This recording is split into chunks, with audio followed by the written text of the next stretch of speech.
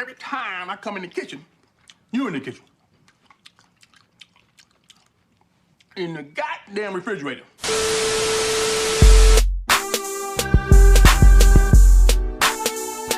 Cousin, what's up? Your fam Sabrina Lee here with my first DIY video featuring faux fur slides. We keeping it plain and simple. You see my face? Bare, plain and simple. Let's get into it.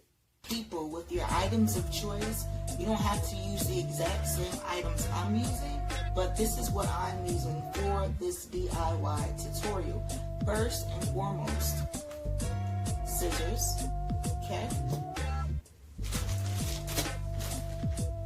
Hot glue gun. This is the ad tag. This is the hot glue gun right here. Of course, hot glue gun sticks. Slides of your choice. These are the Jelly's Old Navy slides.